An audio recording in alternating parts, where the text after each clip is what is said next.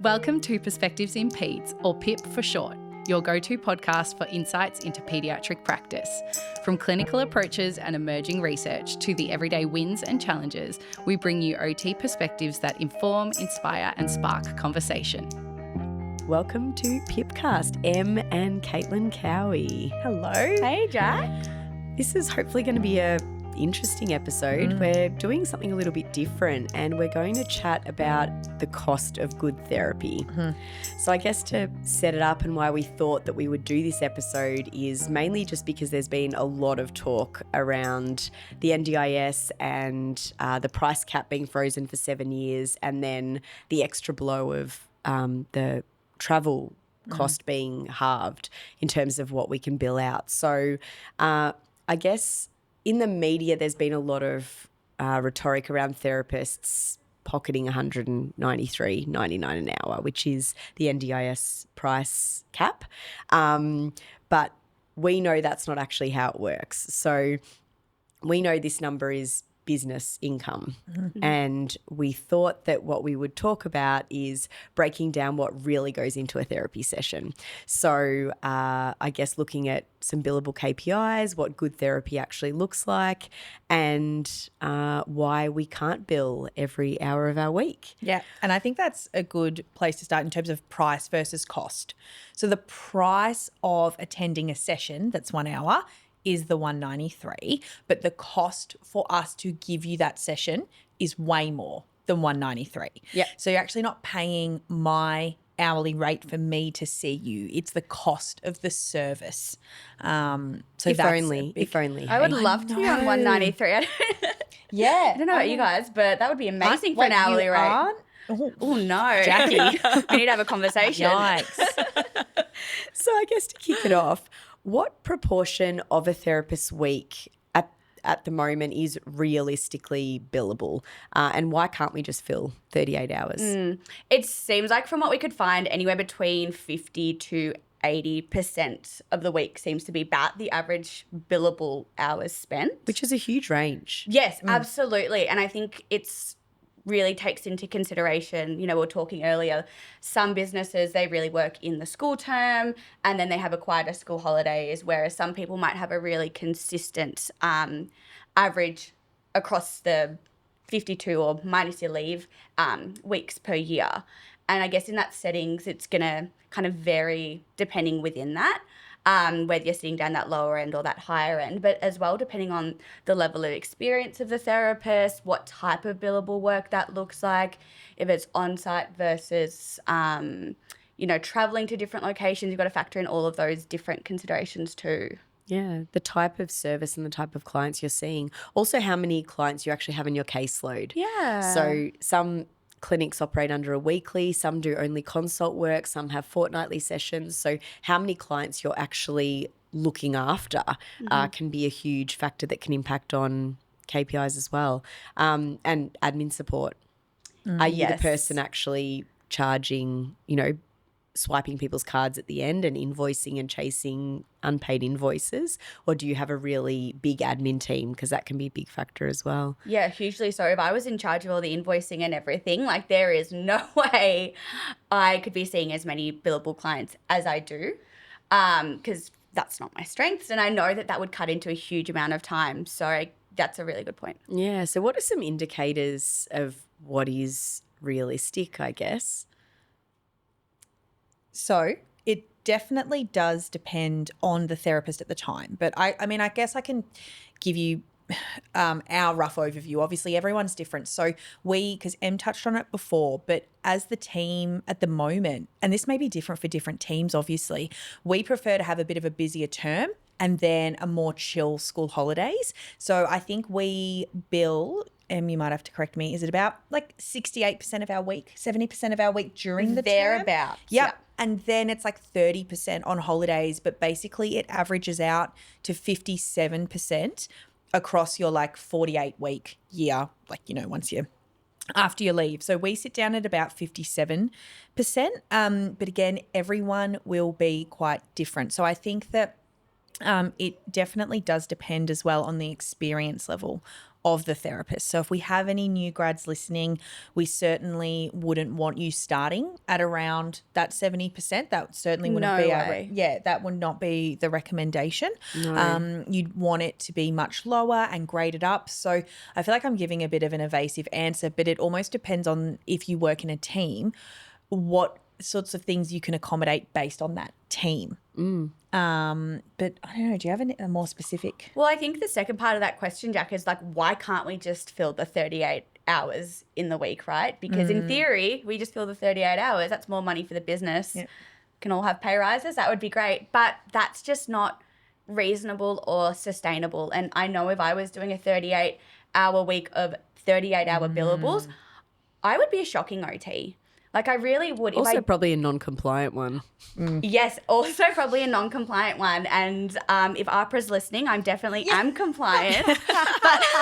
but that's because I do have that time to factor in, that non-billable admin time into the week. Otherwise, you don't have time to do your Medicare letters. You don't have time to do your session plans or make sure your notes and your reports or those final touches are done. Like, you really do need that additional time, and without it, I won't speak for you, Cowie, but I can't see myself being a good therapist. Oh, no, I'd be good no matter what. Okay, cool. So it's me. Yeah, no, certainly. Like, even I'm one of the senior OTs here, and we still wouldn't go above that, like 68% during the week, because you also have to factor in your other responsibilities. So again, it's so business dependent, but just because I technically, I guess, could see some more because I could sort of hack it, it actually wouldn't be a good use of my time, either like personally as a therapist or for the team. Yeah. So a lot of my role can actually now be around like that time that I have that's not billed. I may be able to support the team better, or, you know, things like that. So I think that just because you get more experience, that doesn't necessarily correlate to doing more of your billed hours. But I think with this episode being the cost of therapy, what we really want to drive home is that the price the client is paying is so different to the cost. Because even at that upper end, let's say it's 80% billed, that's still obviously not 100%. That's 20% elsewhere that can't be billed in order to provide a good and compliant service. It also depends on what you want to utilise your experienced therapist for. Yes. Because, yes, they are more competent and they can deal with the workflow and the workload a little bit better because they're experienced. And you want to be able to pay more experienced therapists more money. So I guess you've got to balance that also between utilising their experience elsewhere in supervision and training and other project development, or utilising them to bring in more billables so that you can pay them more. So a lot of it comes down to the business structure and all of those kinds of things as well. I think to bring it back to the new graduate thing, I think, you know, we start at 20%, like first no clients for a good couple of weeks because there's just compliance things to do, and then starting to bring in, and I think they're at 20% for a month because there's so much training and things to do. Yeah, and I think that 20% isn't 20% of your working week. No, 20% of clarify. our full-time caseload. Yeah, so it's like one client a day for a while. Yeah, Yes. for I think a month. And then it's really based on how they're going with that and managing the other aspects of their job. Then it goes up to 40, and it's really heavily led by them. So it could be a year before they're seeing the caseload of an experienced grade 2 therapist. It could be longer, it could be less. It really depends on, like we said before, their caseload, how they're going, how their training's coming along. So I think that's a really important factor to consider. For sure, because that actually is the cost of good therapy. If we go from a client perspective, coming in, no matter if you see me, a new grad, we really want to give that client a consistent and good experience of therapy. So yeah, again, the price, $193 for an hour versus the cost to the business is wildly different. The cost is much, much higher because there is so much that happens behind the scenes in order to provide that really good, consistent service. Yeah, and having to the families. structures within your business to, and I know this isn't a business podcast, but the structures to be able to afford running at a loss to train. Yes. Yeah. And to build up a therapist, because not everyone has is in that financial position, but I think it's important as an industry that we are not burning out our graduates. So I actually don't care how people do it, but it's really important that we need to be training properly and we can't hire new grads expecting them to be making money for us from day one. Yeah. That mindset needs to change if anyone does have that mindset. It's just not appropriate, and it's why therapists are only lasting 6 months, 12 months in each workplace and moving on. Or if you are across the latest OTA survey, like people leaving OT altogether. So I feel really strongly about the sustainability of OT, particularly in private practice. Obviously, I'm invested in that. But I think that figuring out a way to train therapists and treat them properly early in their career and later in their career. I mean, I don't like where this is going. But that was actually going to be one of my questions for you about, as a director, how do you balance that, I guess, like financial sustainability and protecting your team or your workforce, whoever it is, from almost like toxic productivity or too much productivity? Yeah, it's a tricky question, and I think about it a lot. I think so much of it is, and this is not my strength, but you really do need to know your numbers. Like, so much of running a sustainable business, when you're relying on a billable service, most of your income, majority of your income for most private practices, comes from the money that comes in through billable service. You may have some other income streams, but I guess you need to know what's coming in and then what you can afford. And you need to plan properly and look at what you actually want to provide and work back from there. So it's very much like what is your head count and what is a reasonable target? And is them bringing in that amount of billable time going to cover what it costs to run a business that you feel is in line with your values? And that sounds like a really wishy-washy thing, but it's your responsibility as the business owner to make sure the business is sustainable because people are relying on you for their job, but also not at any cost. Yeah. And I know, Jack, you said like that's not something that naturally comes as your strength. So We will redo. carry on. No, we won't. We'll just Sorry. name and shame it. No, I think we can leave that out. The real cost of therapy is these replacing the glasses. But Jack, I wonder, like, are there any tips in that sense? If you're like, actually, this isn't my strength. Like, is it outsourcing what you can? Is it other considerations in that way? Yeah, I guess like for me, I really prioritize having a killer practice manager. So that's something that is like a non-negotiable in my overheads. Having a really strong admin team, because they manage the invoicing and the outstanding and making sure we're meeting our target and those kinds of things. And I've got a really good accountant that set all that up. So I know what I need to bill out, and then my practice manager supports us to actually then bill that out. So yeah, a lot of outsourcing what you're not good at. I'm very good at that, I've come to learn. But what a huge cost when you think of, again, like say cost of therapy, is that although obviously those people that you just mentioned are integral, they technically earn no money for the business. Yeah, They don't bill out anything. For administrators to 13 OTs, I really value having a high, I can never get, this is going to test my maths. I can't ever remember if it's high or low ratio, but ratio of admin to OT. Well, that's high. It just depends on how you phrase the sentence. Doesn't take much to run a business, people. But yeah, Not a numbers girl. Not a numbers girl. Outsource. But yes, a high ratio of admin to OTs. Yeah, because I really value that support, and it leaves OTs to do what they're good at. So it really does depend on how you want to run things, and I don't have all the answers. I think it really is based on your business and who you have on your team and how you want it to grow. And yeah, I think that's probably the best answer I can give there is know your numbers, outsource well, and figure out what you want to provide, and then work out if you can afford that. Yeah. Cool. Because I was wanting us to have a look at too, almost like how much time, I don't think we can quantify it exactly, but goes into one session, because this is what we're talking about, the cost versus the price to the client.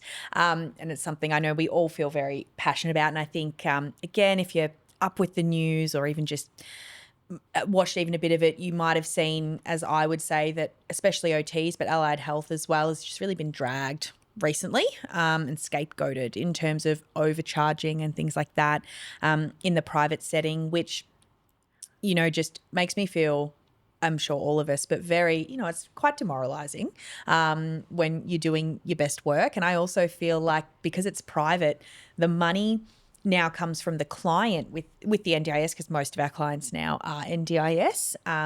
But most of that money they now see go like move. Whereas when you go into the public system, like for example, you know, and I had some surgery on my leg and stuff, technically it cost me nothing, right? But that's just because the money was behind the scene. So I can't tell you how much that cost for all those surgeries and those follow-ups and the tens of thousands of dollars. Yeah. But I would never know. So you would never be like, I would never say like, oh, yeah, that nurse, they ripped me off. I didn't think the care was actually 10 out of 10 because I feel like it was free. And when it's that NDIS funding as well, the money is now, it's the same government type of money, but it's coming through the front now. So I feel like people feel like the cost of allied health is like more expensive than ever. But actually, I just feel like now you see it. Yeah. Yeah. Whereas you yeah. don't in public. And I guess we know it's not more expensive than ever. I mean, it's been a price freeze. So, yeah. I mean, realistically, it's cheaper than ever because Yes. it hasn't gone up with inflation. Yes. And I feel like it kind of, in a way, like comes part and parcel with being a helping profession and a female-dominated profession. I want to help people, but I also have bills to pay. Yeah. And I need to make a living wage, right? Yeah. Even if you work for a charity, you are not the charity. That's right. Yeah. Like, you know, I don't know, there's this expectation on us, again, like you said, it's a health profession, but then also female dominated, to just do it out of the goodness of our hearts, which I feel is a really unreasonable and unfair expectation. Yeah, It's why so can't unfair. you do good work and be paid fairly? Yeah. Like it just, yeah. And we won't list them off because whatever, but there's a lot of professions that make a lot of money that, you know, I think the work we do is worth its weight in gold, and Yeah, yeah, absolutely. we should be paid well for it. Absolutely. So in terms of questions, yes, sorry, getting off my tangent. I took it a different direction. Of how much, you know, we've got our one session of therapy. Let's just say, for convenience sake of talking about it on the podcast, let's go a 1 hour session at the NDIS rate. That is, so the price that the client is paying is $193 an hour. What is the actual cost? What goes into providing 1 hour's worth? There's your session planning, which might be 10 minutes, 5 minutes if you know the client really well and you've come up with your therapy plan in advance. Yep. It could be half an hour for some clients when you've got something really complex. It's your setup, it's your resource gathering, it's your printing, it's your laminating, it's packing up, it's when they break a toy, which is fine. It happens. We work in peds, but it happens. But and we don't charge the a client. No, It's not like we charge the client for everything that they break. Yep. So it's that. There's a cost. Yep. It's the, you know, if I need help from you, Cowie, with a client, that's also your time when I'm saying I'm stuck with this. Can you help me? There's the, you know, our accountant fees and our administration fees that come from the billable wages, the billable income from us.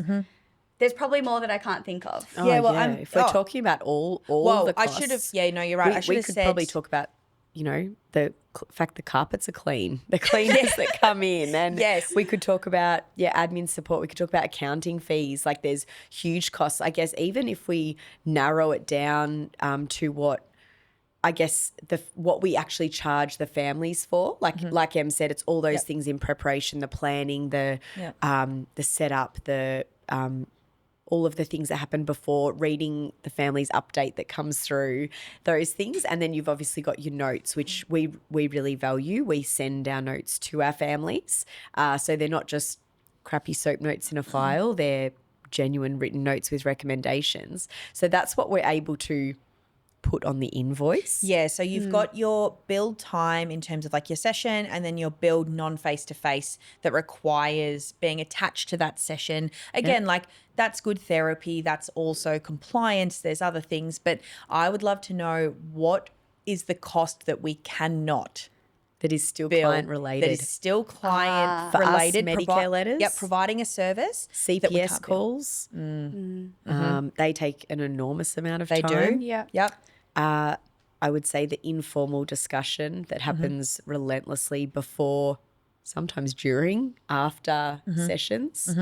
What else? Supervision. Yep. So, we It's usually client related. absolutely, nearly always, or related to your growth as a therapist in some way, which obviously relates to you providing a good service. So there's the cost of a supervisor, and like a good supervisor.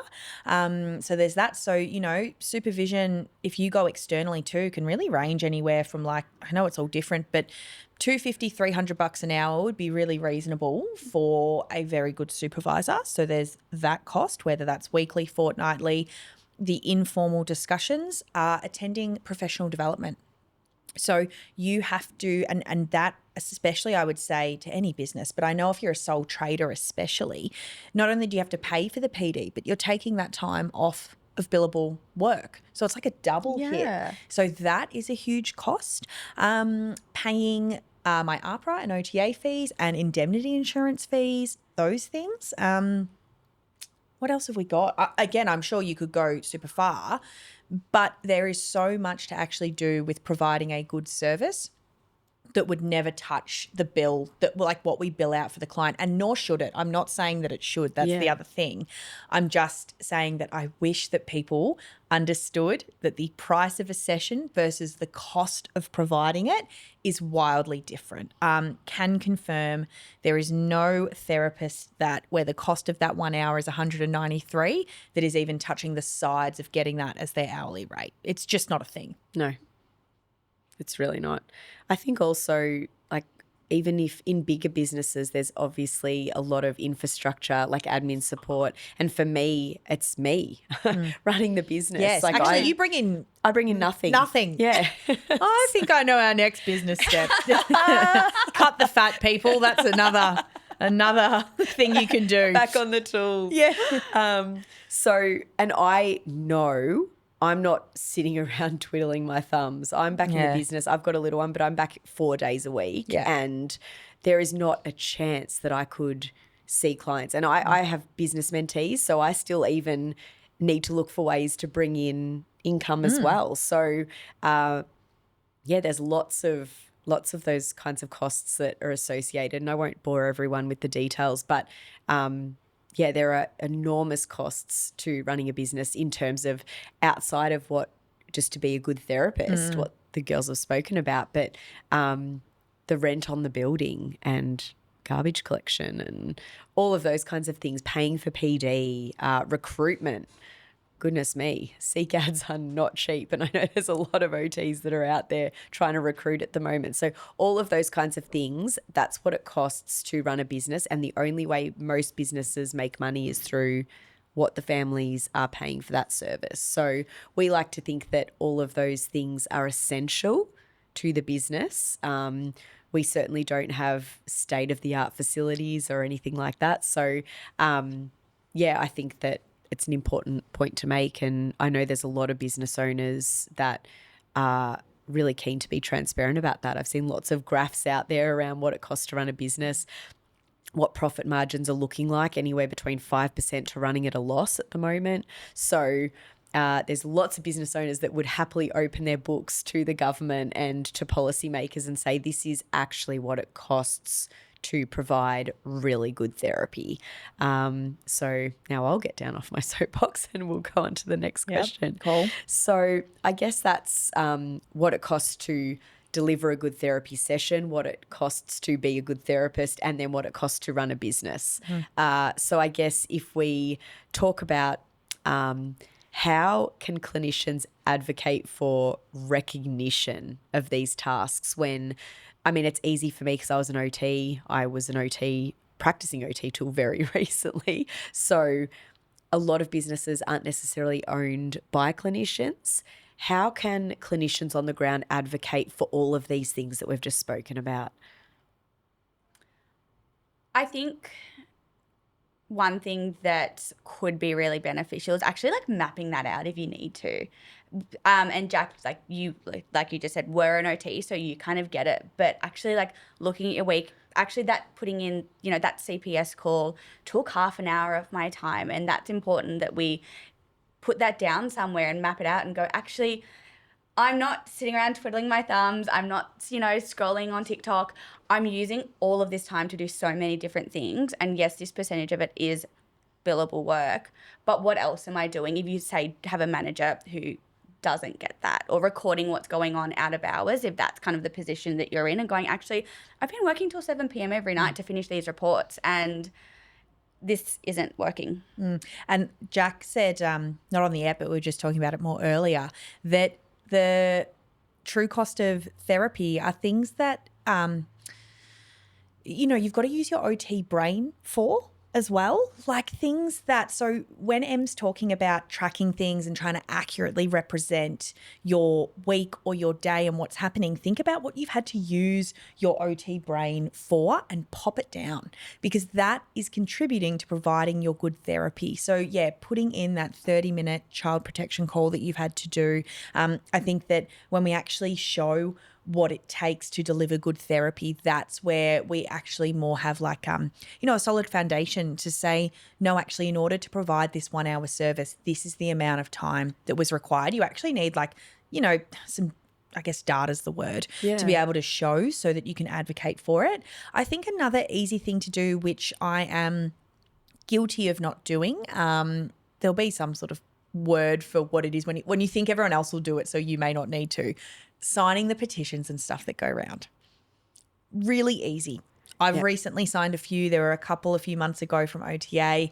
Takes all of 15 seconds. It's often like pre-filled and everything like that. And I had a couple of emails back and forth with like local members. That stuff obviously took a little bit more time, but you can just choose what you'd like to do. Yeah. But that's a really good way to pop your name onto something. That's a good point. There's like internal advocacy within your workplace and with your colleagues, and then there's external advocacy, and everyone has different capacity, but it's a really good point that we want to kind of band together as well, and we're not all insular. Like if we can do our part for the broader community, that's great. I know Claire Batkin, I'll give her a quick shout out. She did a really good post on LinkedIn about reasonable KPIs and why businesses are expecting, I guess, staff to meet target, but what goes into a reasonable KPI that we've been talking about, but then encouraging therapists to do a bit of like self-reflection on that as well. So like Em was saying, really recording that stuff, but also investing heavily in yourself and looking at what are those tasks and how long are they taking, and how can we be supported to improve our efficiencies and do things properly and have the confidence to bill for services that are using our OT brain that are directly related to clients. Those services need to be billed for. We need to stop doing free work where it's not, because it's the therapists that lose out in that instance. Absolutely. Like if I'm saying that hypothetically I'm misbilling for something and I'm saying, oh, this only took me this long, and then that sets a precedent or an expectation that, oh, well, the report should only take half an hour. Then Cowie sits down to write one and actually it's taking her an hour. Yep. Like that's everyone else losing out. And I think we're seeing similar things with, with the travel and how that's being billed and recorded, and how everyone's recording and billing for services. And by misbilling, then, it sets that precedent for this is actually what it takes and you should be fine to do that. Yeah, absolutely. That is something that really frustrates me, that, if people are billing, say, because with that travel that's now been cut down to only being able to do 50% of the rate, obviously not viable. That doesn't happen for other businesses. Paramedics get paid as they go out to the job whilst they're on it. We need the same. But if you are, and I know of some people or places that are more like, oh, well, we could charge it at the therapy rate to make it up so that the business doesn't lose money. But they're not actually accurately then reflecting the fact that if they did actually charge, as the price guide said, which is you only charge the travel rate for the travel portion and direct therapy for the direct therapy portion, the business would be losing out. And I know that I feel like we've been wedged into an impossible spot, because at the end of the day, and I understand it, if people build accurately and under that travel rate, that clients would lose out. You would no longer be able to travel to see those clients. You just couldn't. So I understand where it comes from. So I feel like we've been wedged into either denying service to people or requiring to bill creatively might be the word.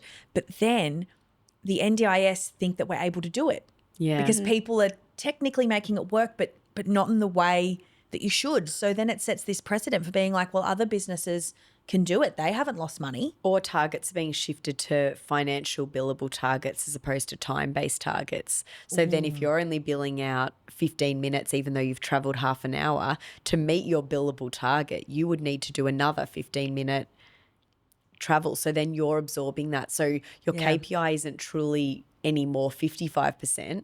It is, but you're actually doing 65% of client-related work, because if you're in the car going to a client, it is related to that client. You're thinking about the client. You're traveling to the client. You're not back at the clinic engaging in supervision or learning or creating resources for the team. So you're actually taking away from all the other things that we've just said needs to happen to provide good therapy. So yeah, we're stuck between a rock and a hard place. It's really you're absorbing that out of other things that we've said are required to provide good therapy. So KPIs are going up, billable targets are going up, and something has to give. And unfortunately, it's the quality of therapy, and we're seeing it a lot. Yes. We see crappy reports, and this is not a dig at therapists. This is because they're forced to do it. We have families, therapy hopping because they're not getting a good service elsewhere. And again, not a dig at the therapist. They don't know they're doing a poor job because they're seeing 6, 7, 8 clients a day. They're just trying to get it done. They're trying to do their job and they're trying to do it well. They don't have time to sit down and reflect on what their learning goals are and how they can actually grow as a therapist and get the support they need to improve. And like you said, we've just banged on about all of these things that can't and shouldn't be billed to the client in order to provide a good service. But you absolutely need time through the week to be able to do those. And so if what is now happening is that time is being encroached upon, of course, the service that we're providing will suffer. I have to also say that we're fortunate. We're in quite a metro area. So clients have quite good access to, and we have a clinic. Never thought I'd say that because the push was to provide more offsite service, and we were even looking at how we could do that well and balance what we do at the clinic versus offsite. But now that's not viable. So it really is, we're feeling the pinch. I fully empathise with providers that are fully on the road and in regional and remote areas. There's no other word for it but impossible to deliver a sustainable service. And I've been in business a long time. And I remember when it was DSS, before it was NDIS, and the rate for a 60-minute session then a long time ago was $190. So to bring it back to how expensive therapy was, people weren't complaining about it 10 years ago, and it hasn't gone up since then. 10 years ago? Oh, it'd be close to that. Yeah. And it's gone up $3. I started on DSS, so that was 9 years ago. And we had it for maybe, I reckon, a year or so before NDIS came in and got rolled out. Yep. Well, I guess that kind of brings us to the impact of that price freeze, right? And what the viability of that has been on, those small to medium providers. And I guess it's hard for us to speak to those big providers, but businesses of our size, knowing it's gone up, $3.96 since then. I think the thing is that something's got to give. So as a business, people are choosing what that is. So for bigger businesses that have a lot of management, a lot of people not bringing in a lot of money, the only solution often is to force therapists to bring in a lot more cash. So they entice that with big salaries and things like that, but you're working to bring that in. So there's that. Then you've got your really small providers that just have to work really hard. I have a lot of sole traders that are business mentees, and they're working 60, 70 hours a week because there's no other way to do their admin and bring in enough money. And then medium providers like us that have more overheads, but don't kind of fit in either camp, are also feeling the pinch. So there's no one really that goes unaffected. It's just where you figure out how you're going to cut costs, or where you're. So for us, it was reducing where we're going to travel to. I can't have my therapists stretched, expected to bill out more time because to account for things that we can't bill for. So we just had to, unfortunately, affect how far we're able to go.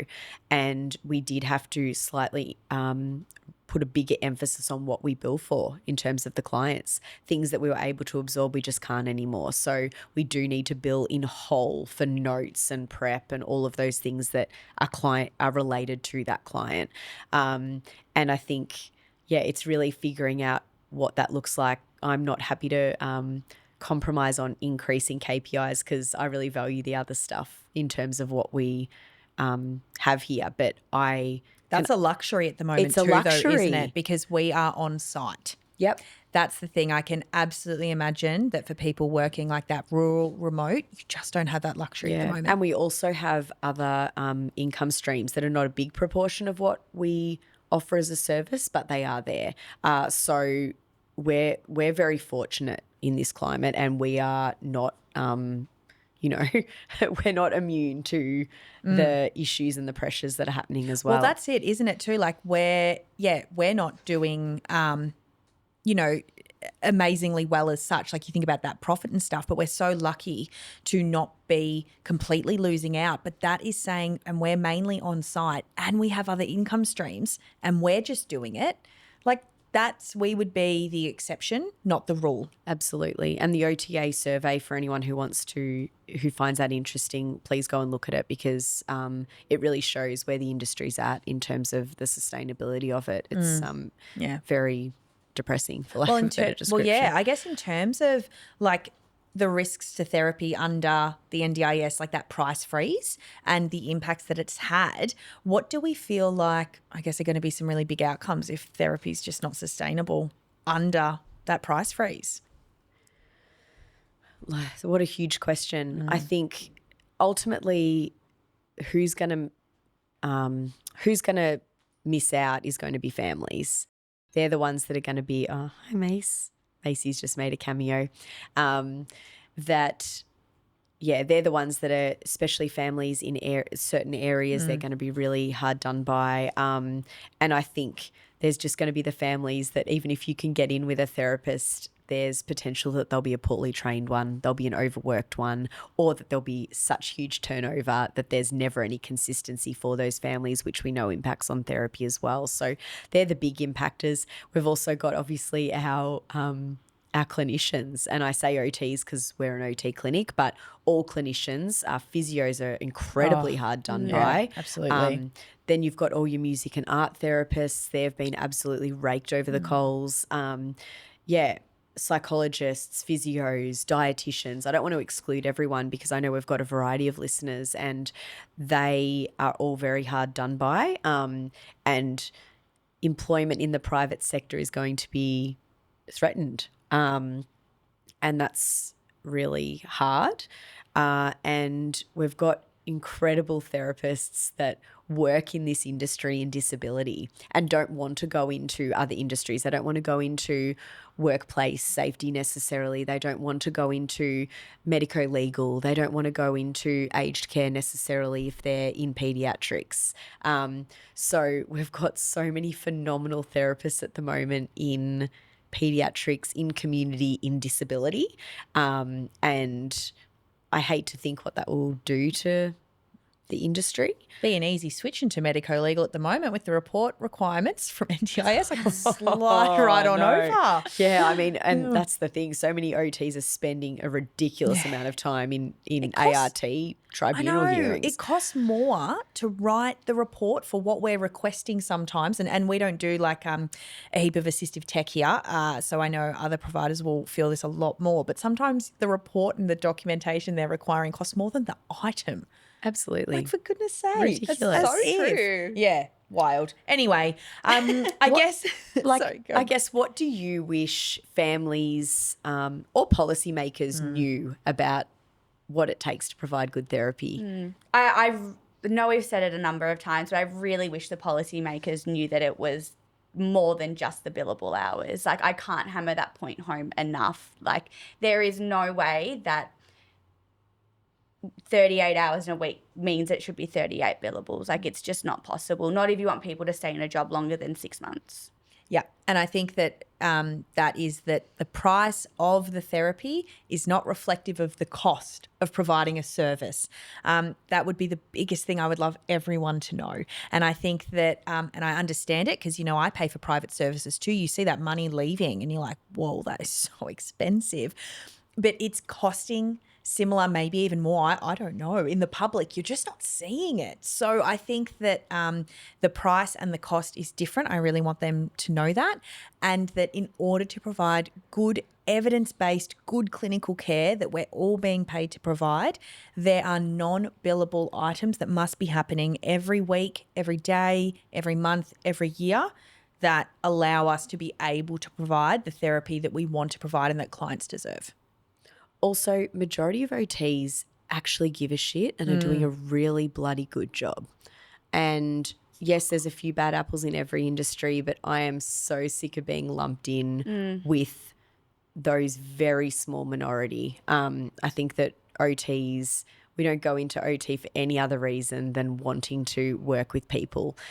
So that's one thing that I would want policymakers to know, is that majority of our industry are really good people. They're really good clinicians and they want to do a damn good job. And same not probably does go, I would say, for allied health in general. We work with a number of speechies, physios, dietitians, etc. I don't want to leave anyone off. But the majority of allied healthcare are in it for the right reasons. They're in it because they're good people. They're not in it to make $193.96 an hour, because that's just not happening.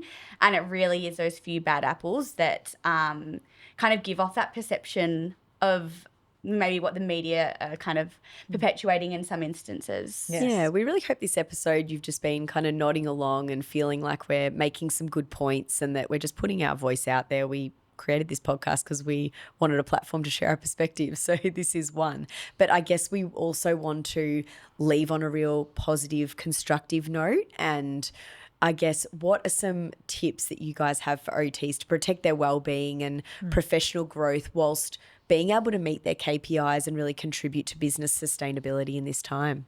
Yeah, so I think that workflow is one of them. In terms of understanding how your day, week, month looks. And I loved what Em mentioned before about actually tracking your time. The stuff that, is client direct in terms of using your OT brain, because that should be billed. But then you'll also probably be using your OT brain for stuff that's non-billed that more contributes to your overall good service. So I would really recommend tracking that, seeing where you're spending your time. Because yes, there's lots of systems in place at the moment that are honestly making it quite hard to do our job. But that's not to say that we, if we zero in on some skill development, that we also can't do better with that.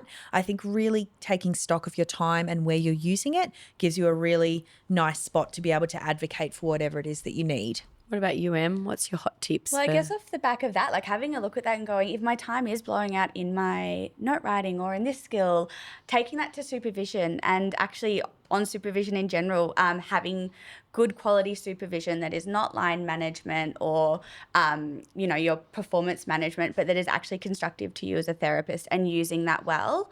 And if you're finding it hard to get the most out of your supervision, I think it's Michelle Bahari who does a lot of PD around that. I don't know if it's OT specific or just for clinicians in general. I'm not actually sure.